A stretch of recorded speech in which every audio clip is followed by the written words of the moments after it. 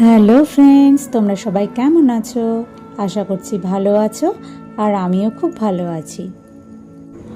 আজকে তোমাদের সাথে আমার জীবনের কিছু গল্প বলতে পারো, অভিজ্ঞতা বলতে পারো, সেগুলোই শেয়ার করে নেব।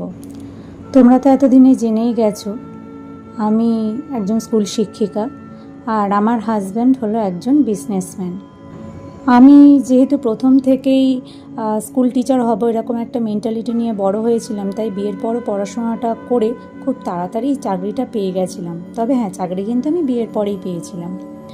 তো দুজনেই দুজনের কাজ নিয়ে বিজি। তো ইতিমধ্যেই আমাদের ঋষভ পৃথিবীতে এলো। আর 6 মাস পর যখন স্কুলটা জয়েন করতে গেলাম, তখন সবাই বলল, মা বাবা দুজনেই টাকা পয়সার পিছনে ছুটলে হবে না, ছেলেকে মা বা বাবা যে কোনো একজনকে দেখো, তবেই ও মানুষের মতো মানুষ হতে পারবে।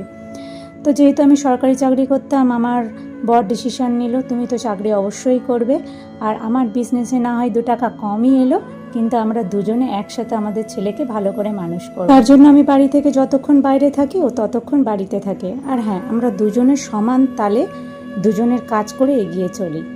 কিন্তু এই বিষয়টাকে অনেক মানুষ ভালোভাবে নিতে পারে না। ছেলেরা বাড়ির কাজ করবে, ছেলেরা কেন কাজ করবে?